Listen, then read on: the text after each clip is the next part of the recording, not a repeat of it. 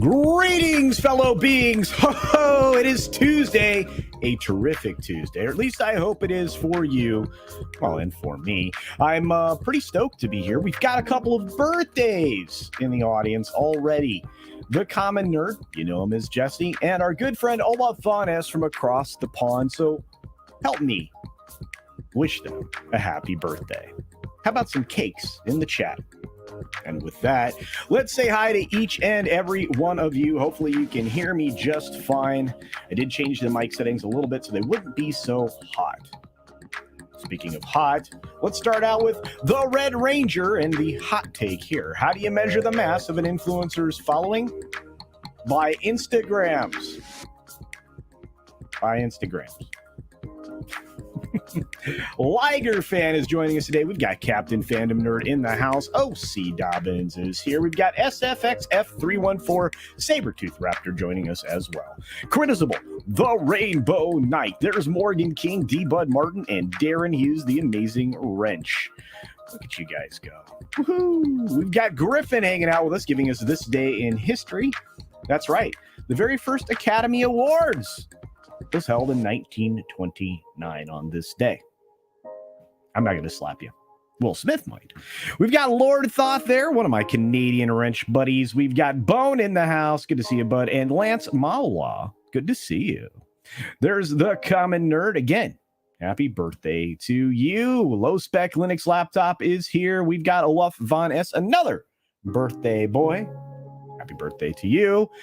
Let's see, the Cheese Factor is here. There's Shrap 3D. The Batcap has returned. Josiah Robinson is joining us, as is Gwagnar. There's a Tipping Barn. Looks like we've got Fat Elvis here saying Happy Tuesday, Culture. Well, Happy Tuesday to you, and thank you for smashing that thumb. Y'all should do that. Hey, for those of you over on Rumble, for those of you over on Twitter, for those of you over on Odysee, hi. A few folks are over on the Rumble side. A few folks are over on the Odysee side. You guys can chat over there. I might see it. Anyway, we've got Stygian Dogs hanging out with us. We've got the Rogue Thinker hanging out with us. We've got TPC hanging out with us. Ninja watching, actually.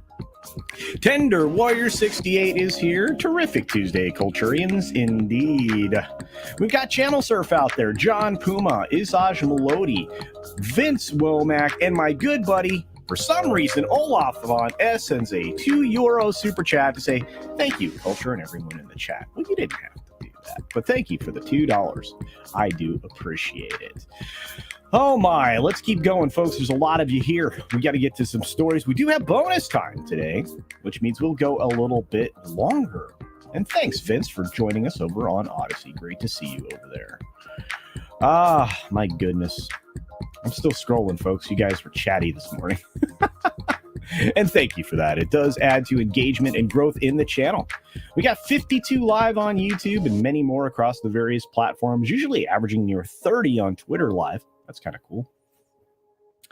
Let's see who else popped in over here. Sorry, guys. Very slow today on this stuff. Thank you for all the birthday wishes for our two birthday boys. John Sapola is out there. Great to see you, my friend. I think I saw Randall Orser. I did. There's Randall Orser. Let's see. I'm looking sporty. Well, thank you. We got Spaceship Vampire out there. The very lovely Sherry. Good to see you, dear. And so many more. We got Dadman Walking 55. Gosh, look at all you wonderful humans. There's Willie the Monkey King. I have not seen my favorite bear yet. Renee's Rambling says happy birthday to you guys, by the way. The Black Core is here. First time watching live. Well, thanks for being here. I appreciate the support. Live. There's Grim, also known as Inferior. We got Steven, otherwise known as Deleted Scenes. Keck44. Thunder Duck. Oh, you are back on Twitter. Well, welcome back to the same old place that you laughed about. TZ Burton says, CC, chat, Feds. Hi, Feds. Yes. Yeah, they love me. Rod Thunderheart. Oh, my. We have to go.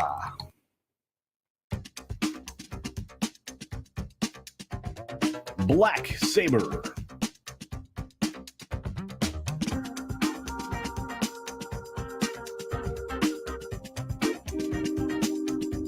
Greetings, Jeremy Turner. Eric K. is still in the hospital. They're holding him hostage. He'll be back. A tipping barn for $1.99 says thoughts on new Chapek lawsuit. Well, I promise you, we're going to talk about it in bonus time.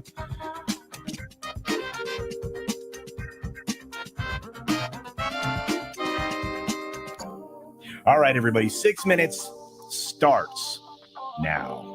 Good morning, good afternoon, good evening, or good night, wherever we were watching. Thanks for checking out the 6 Minute Daily. We start with a story on the screen because we have a lot to talk about, not a lot of time to do it in, and of course, it's your favorite story. Disney, ex-CEO Bob Chapek, and, well, that lovely McCarthy lady are all involved in a shareholder suit over the streaming losses and the shell game they've been playing with money behind the scenes.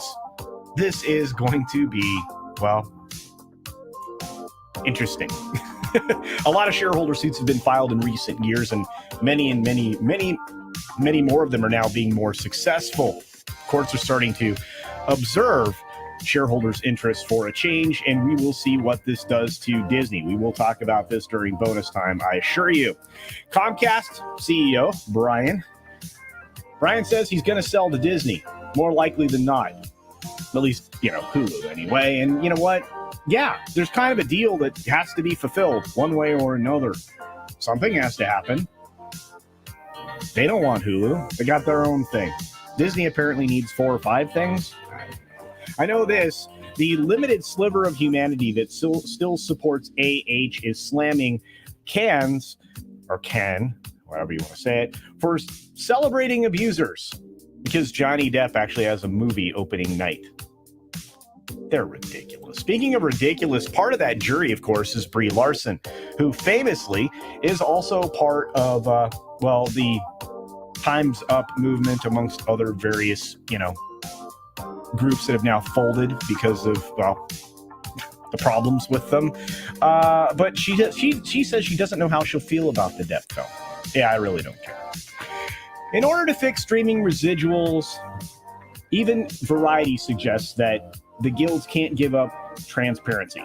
It's the only way to guarantee that you know exactly how much viewership your projects are being viewed on streaming, no matter how old they are. You know what?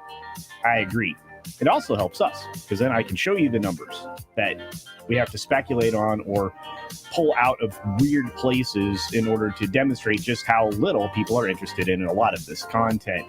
Avatar: The Way of Water sets a streaming premiere date on Disney+, but it's also going to be on HBO Max, and that'll happen on June 7th, along with a lot of bonus features you probably would have found in the digital release.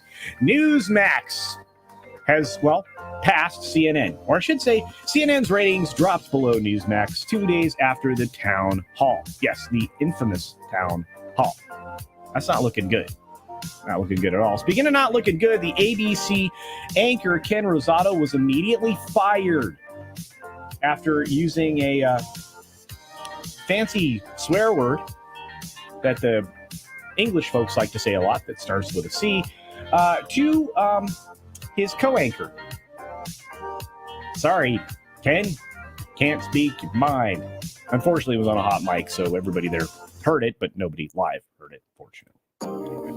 Tucker Carlson may be foregoing a $20 million salary in order to, actually do something.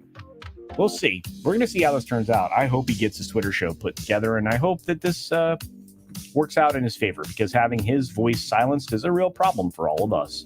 Peacock is going to exclusively carry one NFL playoff game for the first time in the streaming service's history. What does this mean? It means you have to be logged into Peacock to see this game. There will be no other way to see it. At least that's the rumor. We'll see. Nobody's talking about this, and they should be. This is round 2 of Danny Masterson's trial for not getting permission from ladies before doing things. Closing arguments are set to begin today. I imagine the end is near. Sports Illustrated has definitely started to collapse financially. How do I know this? Well, they put the 81-year-old Martha Stewart on the Sports Illustrated swimsuit cover. Have you seen this? Executives from failed banks were questioned in Congress today in a Senate hearing about their risk management and their pay. I think they were more worried about the fact that the banks collapsed, and yet they still managed to pocket millions and millions of dollars. Kind of like the folks in Congress and the Senate themselves. Anyway, that's an aside. Home Depot sees first annual sales decline in more than a decade. There are many reasons for this beyond, obviously the slowdown in home construction. But the stock market overall took a massive dip on yesterday's dip, and I think we're going to continue to see some dips. I'm not sure that any financial advisor really knows what to tell you now, and I'm not one. Vodafone is axing 11,000 jobs in the UK because clearly, they don't need them. Talk about bloat in these companies. The U.S. Virgin Islands is seeking to subpoena Elon Musk's testimony about the Jeffrey lawsuit. Can't say that second name on YouTube. Denmark's mystery tremors have been revealed to be acoustic waves from explosions in Poland in a sustained munitions test firing. And finally, the story I didn't get on the screen, a Colorado man tries to trade places with his dog to avoid a DUI arrest. True story. True story. Unbelievable. Be sure to take care of yourself, take care of others, wash your hands, of course, because it's good hygiene. And until just a couple of minutes, we have bonus time. Thanks for visiting today.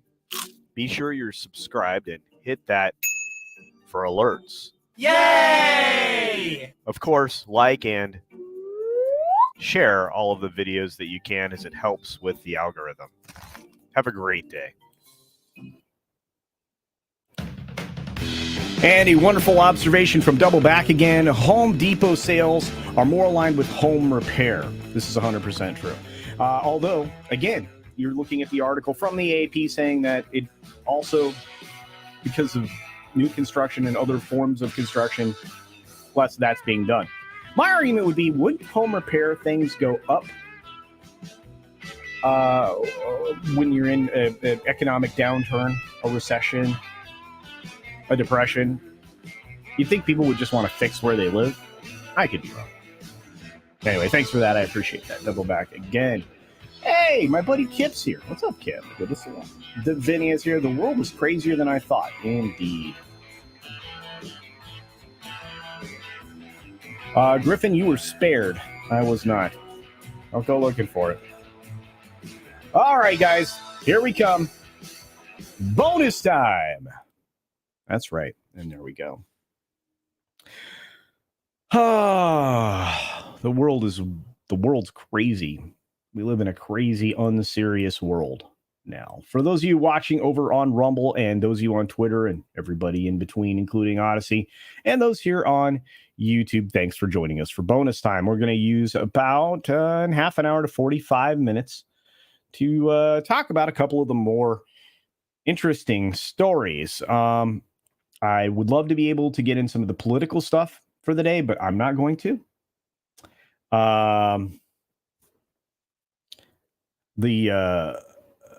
The Durham thing was very interesting yesterday as all that news broke. Very, very interesting. But we can't get into that here. We don't do politics on this show in particular, outside of the mentions that are related to our culture. And unfortunately, banking and everything else now is a part and ingrained in our culture. But I think Channel Surf is right. This may be the first felon on a swimsuit cover, right? She's breaking all kinds of glass ceilings or getting ready to jump off those glass cliffs, right? Martha's harbinger of the end. Well, I tell you what, a swimsuited Martha is the harbinger of the end. Bamhammer, what's going on? Oyos all my boyos indeed. Yes, the 6 minutes turned into an hour. Yeah, I probably need to update it to the 60-minute daily. I can't really do that. I have to start. If I started an hour earlier, I could consistently do an hour every day. Yeah, we've got 87 live. Yeah, hit the like button. Thank you for that, Floral. Good to see you, my friend. There's Matt G. What's up, Matt G? Help, I've dropped my Sports Illustrated and I can't pick it up. That's a great joke. You guys are great. BLT. Fizz Chozo. What's up, man? Half an hour or 2 hours. Well, hey, we were only supposed to go an extra hour on Mother's Day, and what happened? We were doing the late night culture show, and things got away from me, as they often do. Yeah, the Miller beer ad girl was found scantily clad in another ad. Really? Somebody actually thought she was supposed to be a comedian. That Ilya, whatever her name is. I don't know anything about her. I don't really care. What's up, Mags? Great to see you. Is Union of Amateur Strategists here? I did not see. I think so. I know we got a new member. We got Truth Seeker American in the chat. Well, good for you. And thanks for being here. I appreciate it very, very, very, very much. We are going to talk about this lawsuit, A Tipping Bar. I think between you and Olaf, I owe you a clip. Let's just get that out of the way, and then we'll start talking about Chapek. How about that? Is that okay with everybody? All right, let's do this. Let's do it. I'm going to combine the 2 and the 1 and make it a 3, because I don't get to play this off. You get to give money to a organization that sends food to children in other countries. You could have given $3 to a bum on the street, but instead you decided to give $3 to the guy that looks like a bum. Thank you for your generosity. I will say my hair is a little raggedy today, but a bum, come on, Floral. It's a little harsh. But we are definitely going to get on to that in just a moment. And again, once again, thank you, Truth Seeker American, for joining the channel as a member. That's amazing. All right, let's get fired up.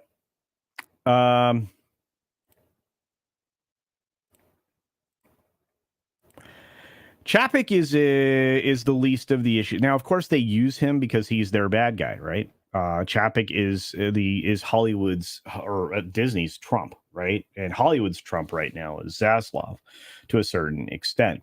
So they're going to march this story out with him front and center. That's why he's on the photo, right? But yeah, the CFO, the CFO, I would imagine, is in a bigger hole than Chapek would be. And none of these strategies have changed since Iger took back over. So the article here says, to paraphrase Neil Young, Bob Chapek is gone from Disney, but not forgotten. I agree. So the former CEO, along with former executive Kareem Daniel, of course they had to bring him in, CFO Christine McCarthy, and the company itself, they are violating securities law for misleading statements about Disney Plus and the health of the streaming business. And this is a big deal because it is the Local 272 Labor Management Pension Fund. Pension funds invest in big corporations because they usually provide solid returns. So this is not anything small, and this group has money and clout. I mean, Disney's a big entity, and of course they're funded by the worst humans at the institutional levels. But this case was filed in California, a little less nice to investors, but still, they have to look like they're upholding the law. Their plaintiff for a class action suit representing purchases of Disney shares between December 10, 2020 and November 8, 2022, when the company dramatically missed earnings guidance and the stock took a major hit after an already bumpy year. So they're seeking a jury trial. It's quite a dense complaint. If you want to read it, they actually have it hyperlinked here. But essentially saying defendants throughout the class period made false or misleading statements or failed to disclose that Disney Plus was suffering decelerating subscriber growth, losses, and cost overruns. Remember, they stopped reporting regularly on their subscriber gains. They tried to say that they would only announce major accomplishments going forward. That was after they crossed the 100 million barrier. They obviously didn't disclosed the true cost incurred in connection with Disney Plus and had been concealed by Disney executives by debuting certain content intended for Disney Plus initially on the legacy distribution channels and then making the shows available on Disney Plus thereafter to improperly shift costs out of the Disney Plus segment. Yes, this was done. We already know this was done. It's been revealed. And Disney the Disney made platform distribution decisions based not on consumer preference, consumer behavior, or the desire to maximize the size of the audience for the content as represented, but based on the desire to hide the full costs of building Disney Plus's content library.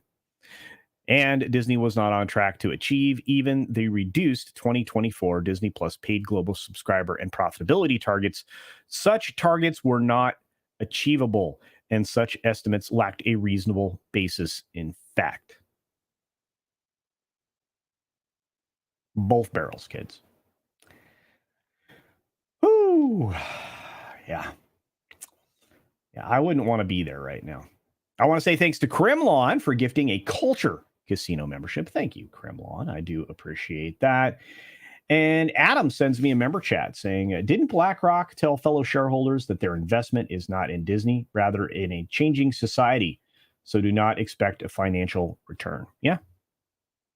In fact, you're seeing Blackstone, BlackRock, and some of these other financial houses disallowing people from getting out from underneath them to, recovering their funds because of, the management deal that they've signed in whatever way. Difficult to explain. Wish VR was here. But Darren Hughes asked me a question in the chat. I want to say thanks to Crimlon. You know what, Crimlon? I didn't play you a clip. Here's a clip. Wow. It's generous. I don't really get that kind of money, but glad you do. So, thanks. Yeah. And Darren asks, is it different to stream on more than one service at a time? It's harder to keep up with the chat, especially when I'm doing this by myself. But yeah, I don't see the Union of Amateur Strategists. That's worrying me. Yeah, stormy weather ahead for the weatherman Bob. That is a true story right there. And hey, Orlando Zabo, good to see you. Time Prophet, what's up? Damn, did I miss the 6 minutes? Yes, and now you're on bonus time. Time Prophet, you're now in bonus time. So you're good. You're good. The world will always need goofy puppets. Yes, and I love them all. Although that was floral, not goofy. But yeah. Sorry, Spaceship Vampire. Anyway. So the 39-page filing cites a November 8th earnings miss by Disney in its quarterly financial results, including a monumental operating loss of $1.47 billion for streaming. During that time, they also reported an average revenue per user number that was in decline.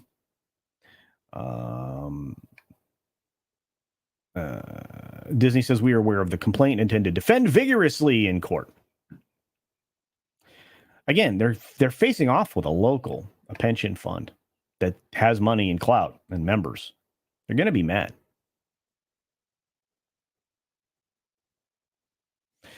It's actually calling out, this is similar to a lot of shareholder suits, they're saying, but it's notable because of the high-profile executives that it's targeting and streaming ready that's been the talk of the entertainment industry for the past year, and it continues to grab headlines. No kidding.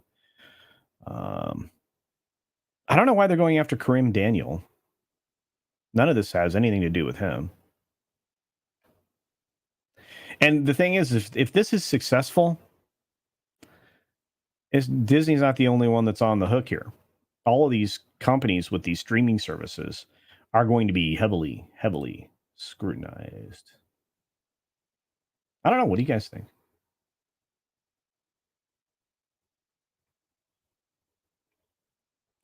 Good question here. Do you think I will use this lawsuit to try to pin all the company's woes on McCarthy and Chapek?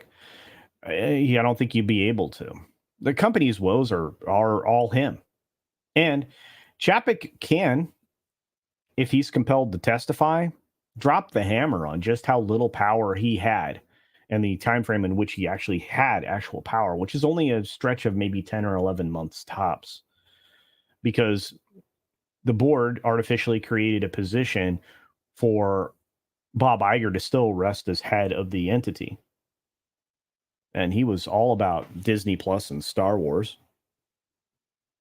None of those things succeeded. And then they signed him on for a consultant deal that essentially left him far too plugged in. The coup there at the top was because Disney could be exposed. Chapek was in a position to expose a lot of things going on in the background, in my opinion. But it's going to be really easy to pin this on McCarthy because she's the one who moved the money around. And they've already been busted once for some real financial shenanigans, although we still haven't seen what's coming out of the SEC's investigation because it's still ongoing.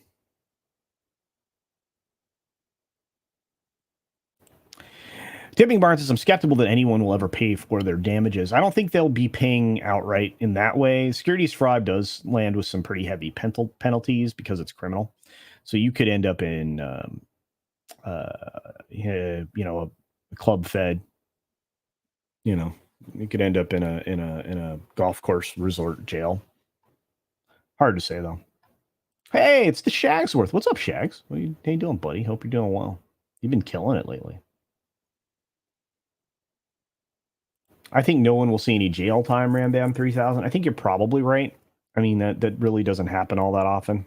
I mean, although we did highlight somebody who spent a little time in Club Fed, Martha Stewart, who was on the magazine cover for the swimsuit issue of Sports Illustrated. That's how you know the world is in big trouble. Hey, what's up, DJ Ronnie G? Good to see you, bud. I think everything that they report about streaming is fake and made up. I know it is.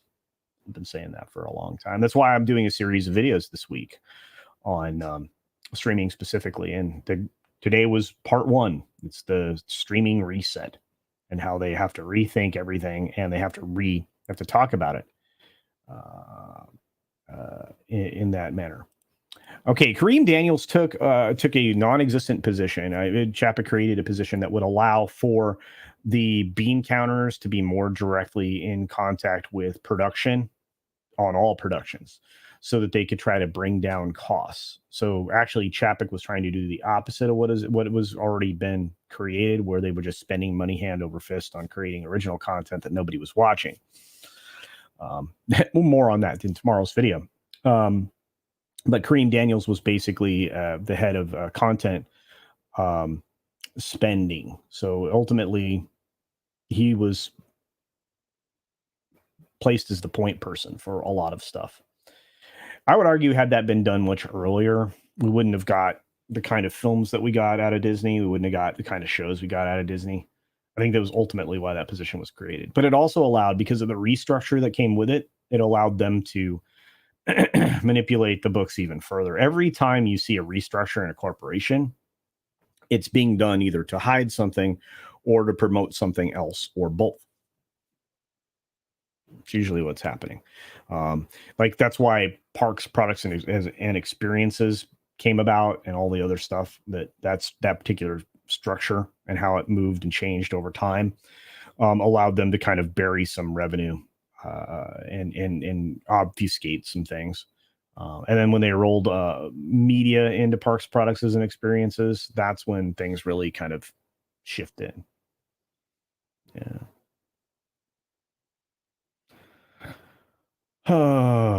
Good to see you guys.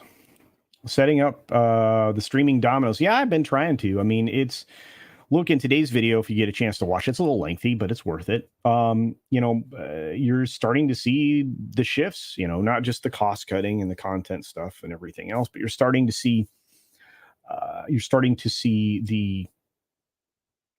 the complete breakdown of streaming services. And we're at the point now where we're going to get the second wind of this will be driven by consolidation, one unit, acquiring another unit. And as I said in the video today, towards the end, and I expound on this, but I think you're going to start seeing an aggregator. I think you're going to start seeing them bringing together these channels and selling them as a package in a very big, steep bulk discount, So like AMC networks or similar could be combined with Stars and other stuff, and you would see like an aggregator sell a package of streaming services for a discount. So like, 3 for the price of 1. I think that's one of the only ways they're going to be able to get the market penetration that they need. So what's up, Blacktron 5000? Love that. Thank you. Love my streams. Well, I love your Detroit. Love it. It's beautiful.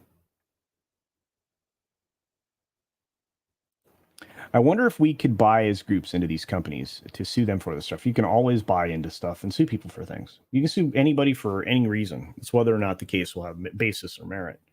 But believe me. I wouldn't mind banding together and going after Disney, because it's always about following the money, as Fat Elvis says. Pops is here with a member chat. What's up, Pops? He says it's always about following the money. There you go. Will the Disney books ever become clear? That's the real question. Well, that's the last thing they want. What's the worst if they can't get the case thrown out in California? What's the next step? They proceed forward. Then you start to move in discovery. You have to consider this. You also have an ongoing case right now with a stockholder that is basically suing for transparency of specific documents. That'll be a big problem. TZ Bird says, man, this channel is growing. Yes, it is. Thank you for that. And thank you, all of you. For those of you watching on Odysee, good to see you. For those of you watching there, which would include TZ Bird, and I do appreciate that. For those of you watching on Rumble, how's it going? I've got you up in the chat over here. Twitter, hi. And obviously YouTube, which is the first place that the stream goes to. Let's see. Sorry, guys. You guys are chatting like a million miles an hour. Did you see that Nelson Peltz bought more Disney stock? Final Monkey asks. I did not, but does it surprise me? No. This guy, seriously, I mean, I think he's going to come right back. I think there will be a proxy action. And I think he's going to get more support, maybe from some others that are going to try to push these companies back to what they're supposed to do. Look out for the shareholder and profitability. You're supposed to make money for the people that invest in you. You're not trying to change society. That's not a mandate that you sign up for as a corporation. In fact, if you want to do that, you have to be a private corporation. That's what terrifies me about Elon Musk's choice for his CEO. Yacarino is a problem. But this is good news. I think Pelt should go after him. Theliato says, the king of the hill analogy I have towards streaming continues to be applicable. Yeah. Old English D. It's beautiful. I love it.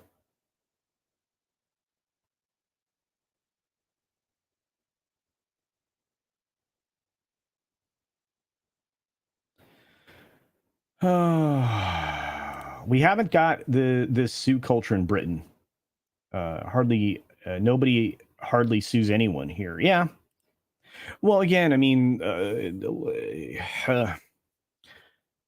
you could throw a rock and hit a lawyer in a crowd pretty easy, and then get sued for it. Here in the States, I mean, that's just the way it is. You have so many people going to law school. Law school is big business, just like medical school is big business. It doesn't mean they're turning out good lawyers or good doctors. They're just turning out people who are willing to pay to go to the schooling. Education in this country became less about education and more about profit, and then more about indoctrination. They have a combination of the two. Yeah. So how do you have lawyers make money? You sue everybody. Litigation. Gunner. Hey, Dalu, good to see you.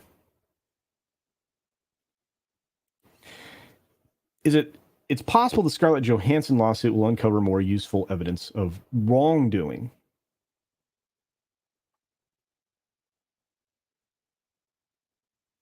If a lawsuit were to make any headway, specifically relating to Scarlett Johansson, I don't think it would reveal as much as we would like, Davinia.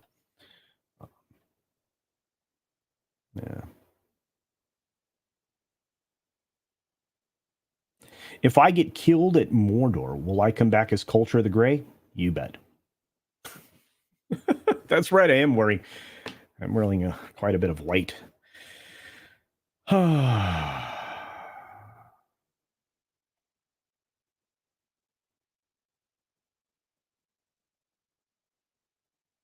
Oh, of course. Yeah, I tell you what, Mephisto, just shoot me another DM. I just have to make sure I'm not aligned in some other place, but I'd be love to hang out with you and talk about some stuff. So sure, just send me a DM. Well, the cops can shut you down before offending someone in Britain, so there's no chance of suing, says Steliato. Wow. Not everyone can be a lawyer. Well, they're trying.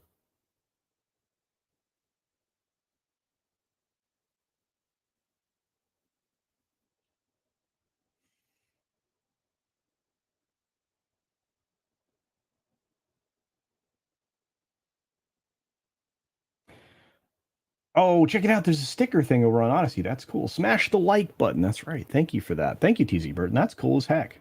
I like those things. Plus, I like it when you guys are in your mobile devices and you hit the little emojis on the YouTube side because it's just like a flood of that. Kind of like what it does over on Twitter. It's very cool. All right. You guys done with this one?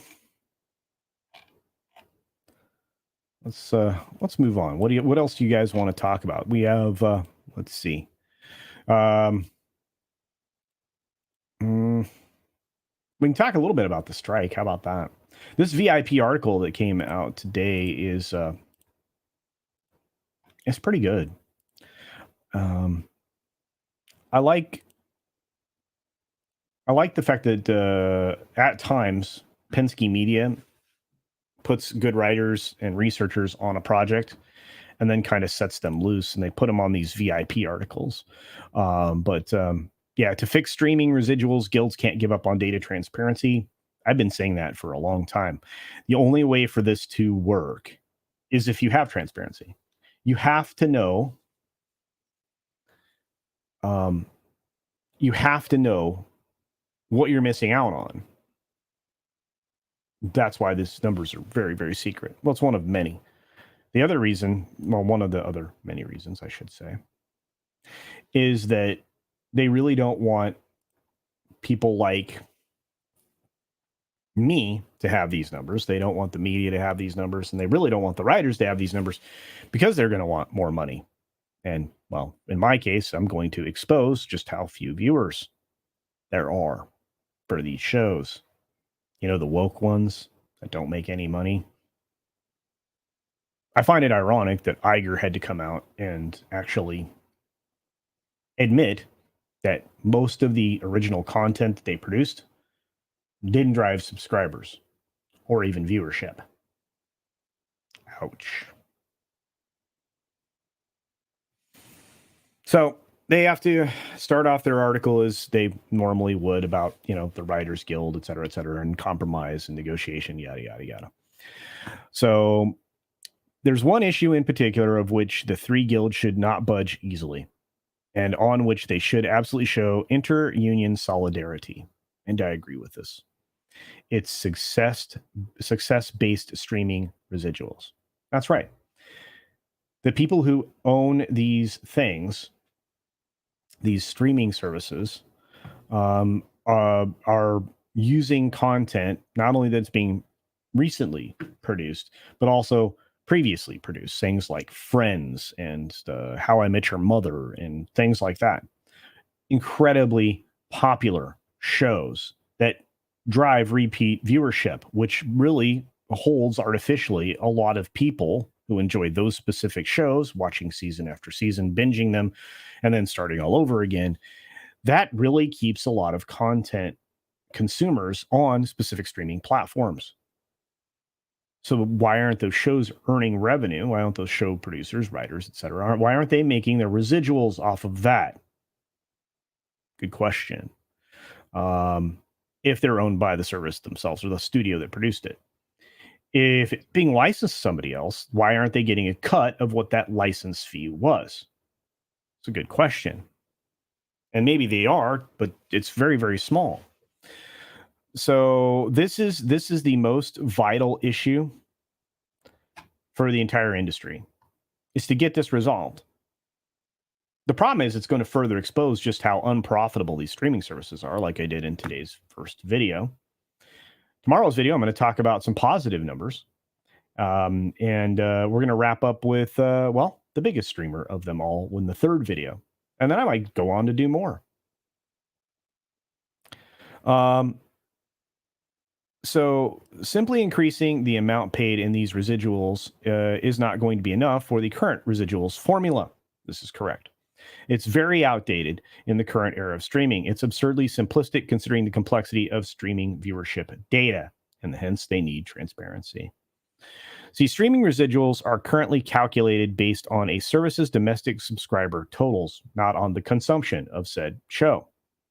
It's got a sliding scale of 5 tiers determining the amount writers and other talent will be paid. The residual bases noted below are multiplied by the corresponding subscriber tier percentage, as well as another percentage based on how many years it's been since the content in question was released, which shouldn't matter, because those are the things holding many of these consumers to a particular streaming subscription service, like I said. So, yeah.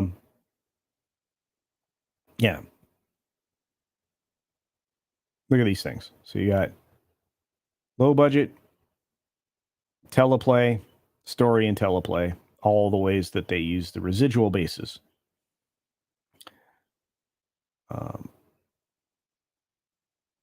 Yeah, there's no accounting for success in the model. Well, I would argue How I Met Your Mother, incredibly successful both on network television and as a streaming show, because it brings people back to watch it multiple times, just like Friends and MASH and things like that. So people aren't being paid commensurate with what their art or what they put together actually generates, which is a continuing customer. Anyway, it's a pretty good article. You can read through it, digest it for yourself. But yeah.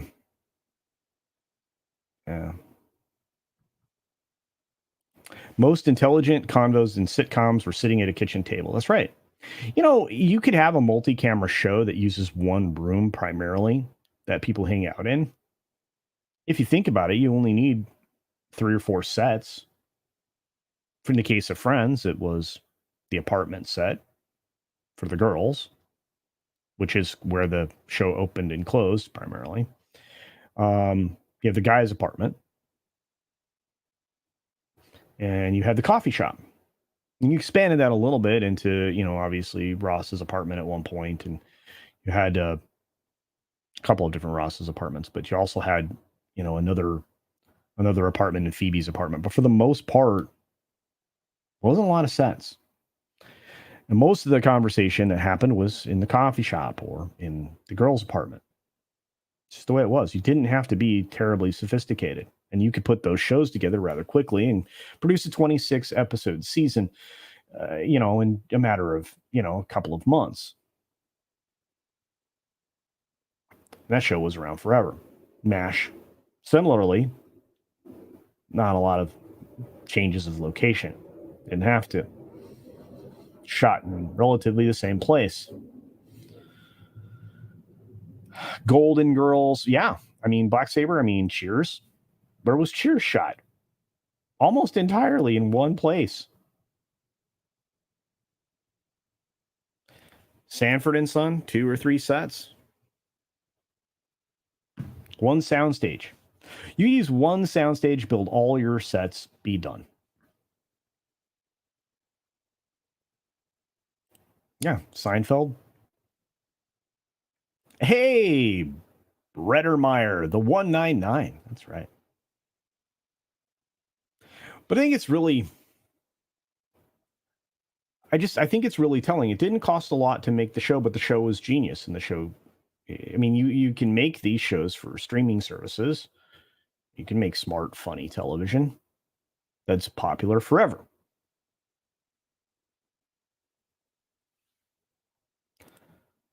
Yeah, Taxi. Taxi's a fantastic show, but there's a lot of these, all in the family. All in the family. Anyway, it is what it is. I guess my entire point of saying that you know, it doesn't have to be as expensive as it is to make content. And then there would be a bigger cut of profits for everybody. Yeah. It's not the cost of the show, but finding talented writers is hard. Well, if you don't put a lot of artificial restrictions on this process, the time profit, I would argue that's not the case. I hang out with 4 very talented writers regularly.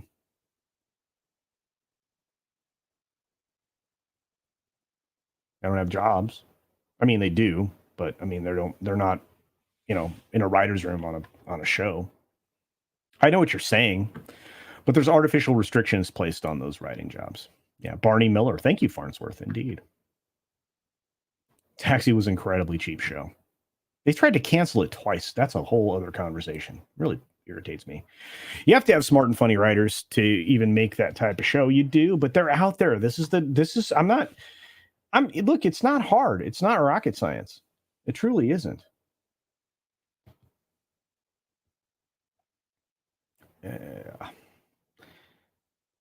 Those writers are out there.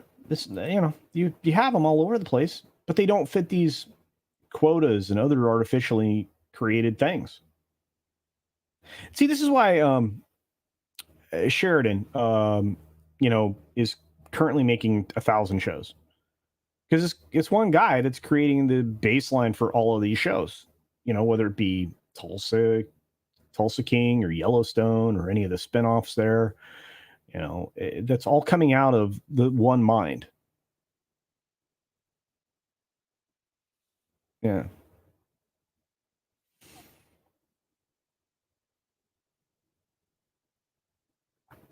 Yeah, and this is the truth.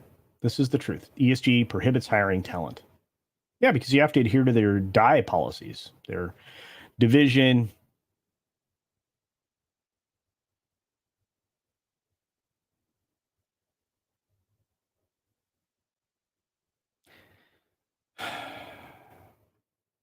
Look, basically DEI, DIE, whatever you want to call it. That's systematic racism being installed. It's the only way to look at it. And ESG requires systematic racism, amongst other things. Culture GPT should be a writer. Well, okay. Visionary leadership is also missing. To some extent, I think that's probably right, Black Saber. But I think that perhaps these visionaries are still there. Their visions just aren't aligned with the general public. Their vision is domination, control, social engineering. We've got a lot of visionaries doing that right now. Maybe not the best vision for the future for us. But if you want to consolidate power, control, and exert all influence on everything that people see, pretty visionary. Division, exclusion, and intolerance. Well done, Blackie. Yeah. Sorry, I'm tired of things being institutionalized that are really threats to everything we hold dear, specifically in this country and around the world. Saj Maludi said, I told Disney I'd happily scab. They haven't called me back. I would. I'd write for them. I wouldn't even care if I were ever a part of the union. Unions oftentimes don't represent the best interests of the people that are in them. They become political vehicles to push agenda and the delivery of specific candidates. Problem.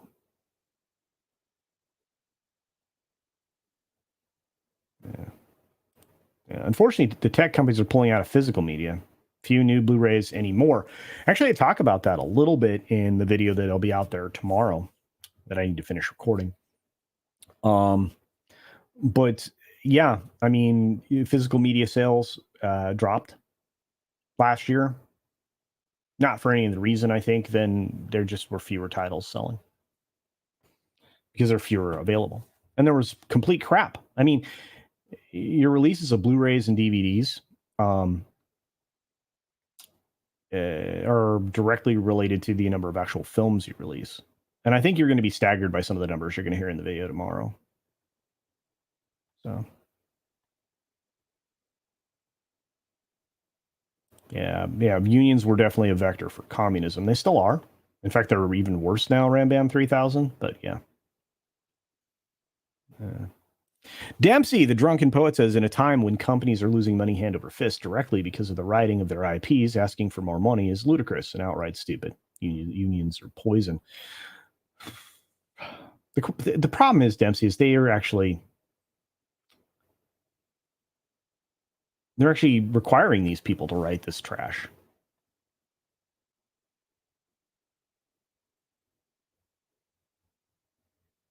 So.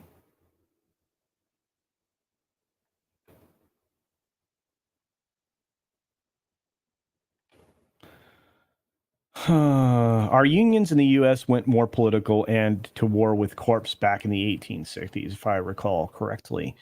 From then on, it turned to peace was never an option, which is something a lot of people don't know. Yeah. Unions were a good thing. But, yeah, I mean, we've seen them become corrupted. I mean, Double Back Again brings up teachers' unions. Yeah. Socialist tools now. And tools of indoctrination. Yeah. Division, indoctrination, exclusion. Which is basically unpeopling and unbanking people. Yeah, evil hates the truth. Yeah, that's why sunshine's the best disinfectant. I don't know.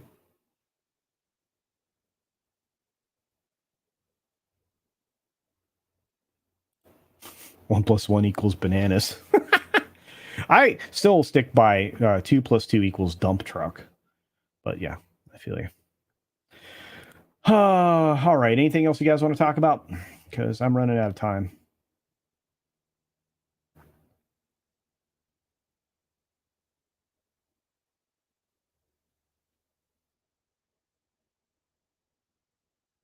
Lord Shack's over on the Rumble size. Hollywood has become a machine with so many unnecessary parts that need oiling.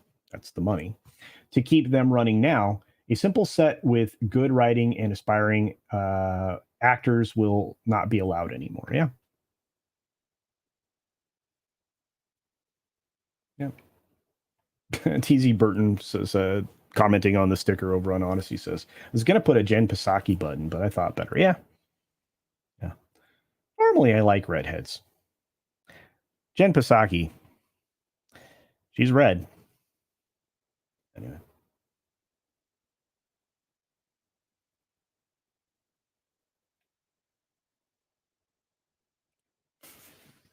Comb your hair. All right. Usually you have to pay for that, but I think Mexican Iron Man just paid for it. In fact, I see him right there. It says, for $4.99, hey, how's it going there, buddy? I saw you this morning on the Taco Tuesday, live from Idaho, I think. Yeah, anyway, for $4.99, Mexican Iron Man says, new show, Cattle Casino. Culture live streams from Yellowstone Park while riding a horse and rustling cattle, wearing chaps and a man thong on the open range. First of all, that would really be uncomfortable on a leather saddle. The man thong, not the chaps. And by the way, chaps are always assless. But no, I mean, I can do all of these things.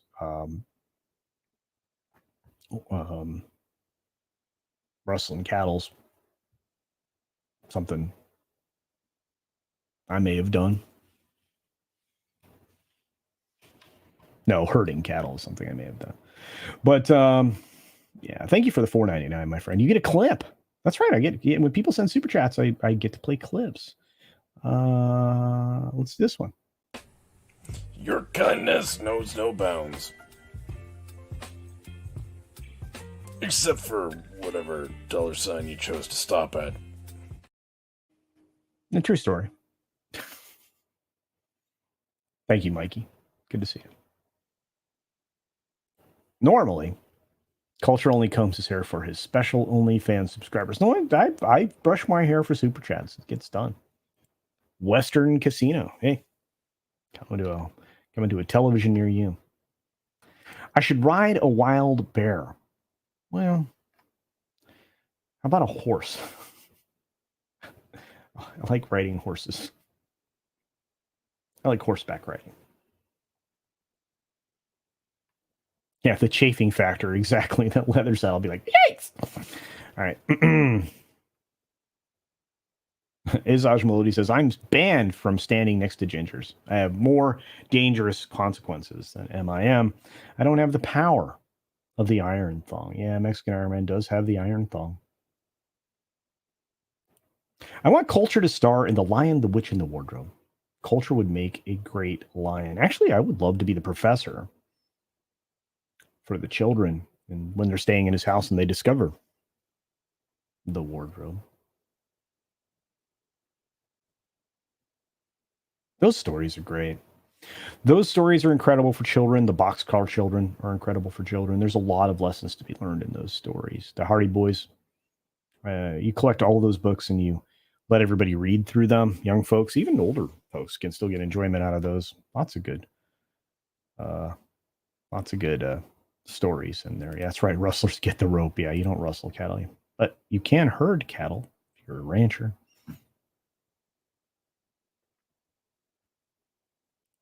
Oh, wait a minute. Ride a wild bear has connotations. Well, I have to assume that wasn't in there, but all right. If you're a member, you can watch Culture at an actual casino. Yeah, that's right. I actually did a live stream from a casino. True story.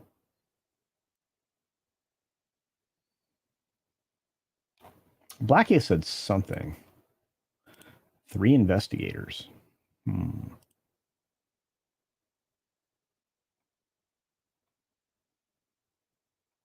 Oh no, Tolkien is amazing, but I mean, for young people, I mean, not a lot of young people are going to digest Tolkien right away, outside of The Hobbit.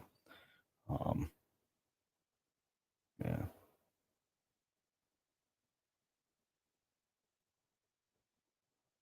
Yeah, the books are fantastic. Kids can also learn to speak, learn a lot. I don't know where I got to speak from. Learn a lot from playing such classic SNES games like Zelda, Link to the Past, Earthbound, Final Fantasy 6. Yeah, I mean, there's a lot there. Speaking of which, I can't wait to pick up this weekend the new Zelda game. So I'm very excited about that. Let's see.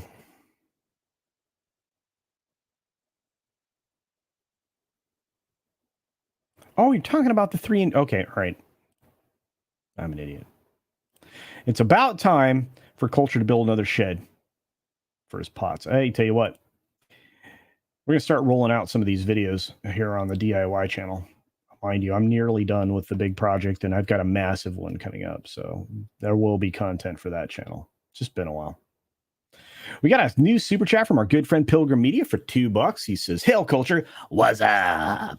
Well, we can certainly talk about the beer stuff. Thank you for that, Pilgrim Media. Let's do that real quick before we round out the 80 of you in the chat here. Thanks for being here.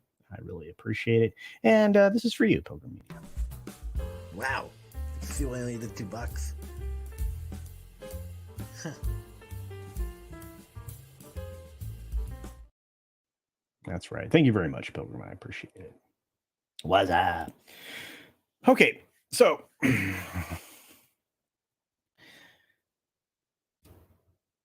the Bud Light thing obviously is a big story, and I'm going to do another video on that at some point in the future, especially since we're watching more sales declines happen nationally. This obviously is going to hit Anheuser-Busch's bottom line hard. The previous quarter was untouched by this. So when they did their previous quarterly report, it didn't seem like anything had happened yet. Well, it didn't during the quarter before, so no, it hadn't hit them yet. It's about to hit them, and as you see these declines in sales, this is not something they can ignore. I mean, they waded into the culture war just like Disney did, and it's hitting them in the pants. Then we get exposed to something that was actually out there in the world before during Women's Month, this Miller Lite commercial, which again, is only going to add more people skipping inexpensive beer. Maybe that's for the better, at least for the health of people. But the Anheuser-Busch thing right now is tangible. We know that there's a financial penalty being paid. Will that same thing arise out of the Miller thing? I don't know. Did Odysee throw me somewhere weird again? Asks Stembod. I don't know. I guess I'm pretty weird, Stembod. Good to see you over on Odysee. But I don't know what tangible results are going to come out of this Miller thing. I'd love to be able to talk about it and say that there would be some. I'd like to go along with Tim Pool's assertion that beer's easy to boycott, especially cheaper beers. But Molson Coors is here in the United States and based in Colorado, and whereas Anheuser-Busch InBev is now a Belgian company. They're no longer American. So you have to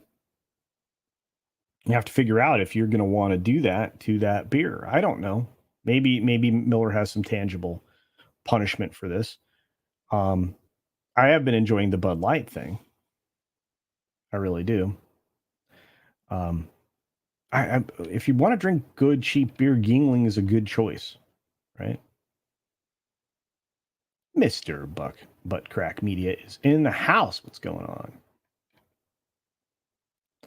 on?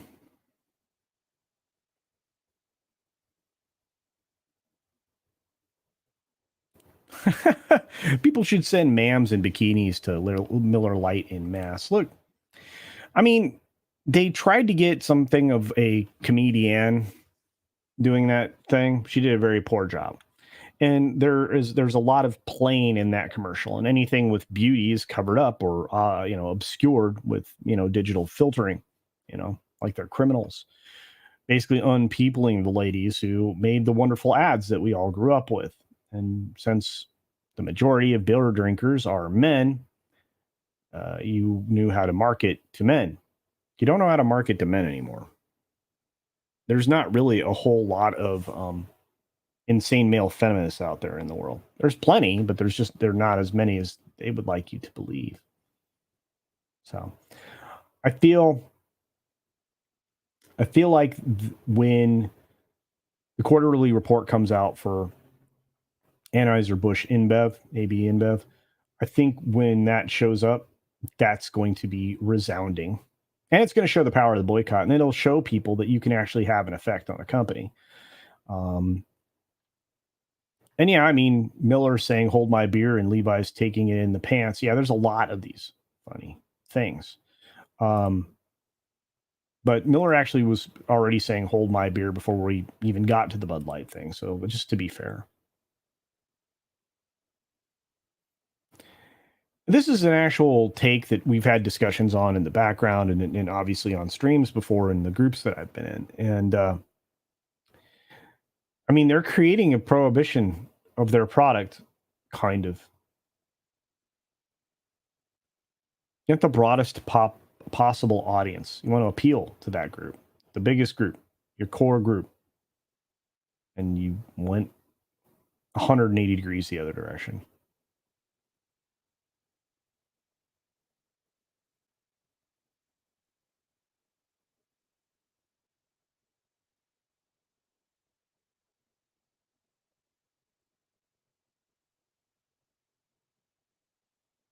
Oh no, I understand. I understand the state is blue, but I've never marketed that beer that way. It's really easy. The Molson Coors list of beers is much smaller than Anheuser-Busch InBev, so it's really easy to boycott them. What's up, G-Dog?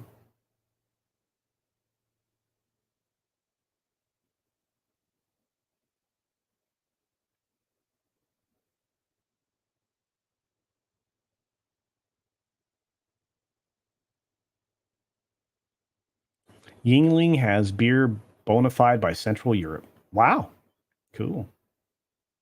Is this a new show, the 60-minute daily? Well, we're going a little longer today. This is bonus time on Tuesdays and Thursdays. And I actually do need to start winding down. Met my wife at a Coors Brewery testing Blue Moon. We both spit out our samples. That was when I knew she was the one for me. That's awesome.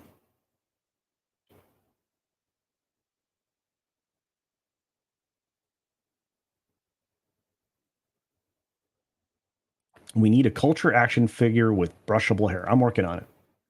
Hey, what's up, Darth Plato? Prohibition reimagined. Well, yeah. Just tell your core fans not to buy your stuff.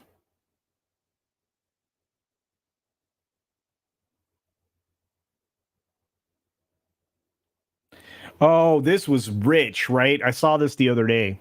Let's see who covered it. Somebody covered it on YouTube. But no, when I saw the marketing, because I've been reading a lot of these marketing newsletters and stuff to, glean what was happening behind the scenes. And proof women are still running AB. They're putting rebate coupons on Bud Light cases. Well, guys may use coupons to be fair, but that's an instant savings. A rebate is a lot of work. Dudes usually don't do it. The rebate returns, and I'm pretty sure it was Jeremy Coring that was talking about this, but I mean, you still get a lot of extra profit on these rebate offers because most people, a giant portion of people, are not going to return the rebate. So, I mean, if a 24 pack of Bud Light bottles, a case of Bud Light bottles costs $17.99 after tax, it's a little over $20 or whatever, depending upon where you live, like $22 or whatever. So you got a case of beer for $2, and that was basically taxed by the time you get the rebate. But you have to do a lot of work to make that happen. Men don't do that. Men don't do that. Do you think the CCP is involved in social disorder? Of course they are. We already know that. The influence has been heavily documented. TikTok, an executive came out. I covered it yesterday in the 6 Minute Daily, which is what this show is, by the way.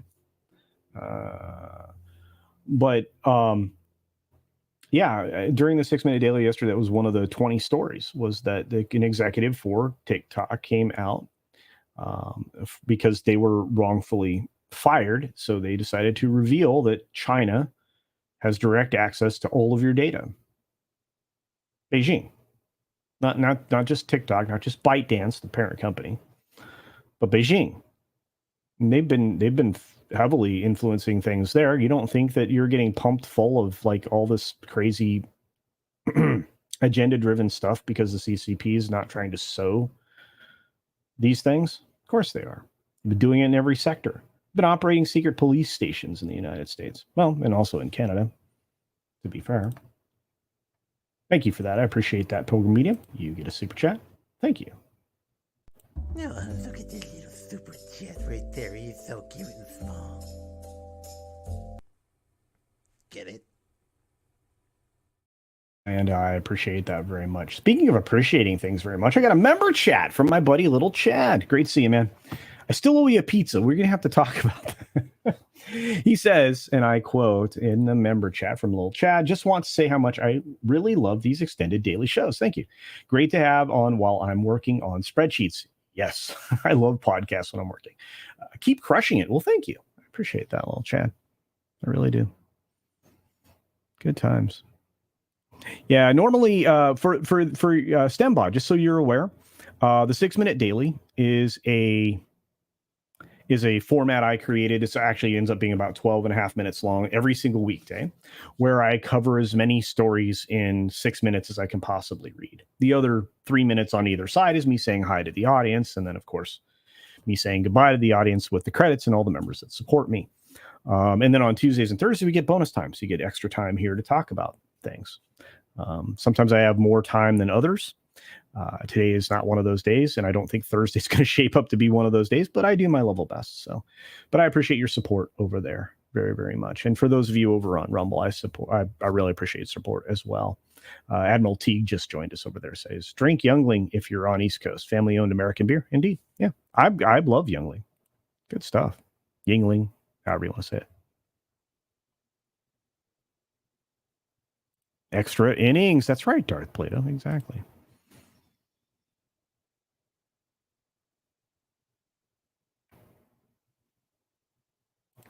I was wondering about the 6 minutes. Yeah, the concept. Yeah, the concept was really just to do 6 minutes worth of news. Every weekday. I was going to try to expand it into every day, but then I was like, I really need like a day off or something once in a while, and it really would be a hardship when traveling. As you saw when I was doing these from Vegas live, there was some hardship there. But I had fun, and I'm glad you guys were here. Zavin says, I've been looking for literary agents to see who I can get interested in a novel I wrote. Out of the hundreds of agents listed on Writer's Digest, 4 did not specifically mention wanting LGBT stories. That says a lot. Animus says, heyo! That's right. Yep, 6 by 12. Indeed. Yeah, 6 minutes becomes 12. I've got, what do you call that? Common Core math going on here.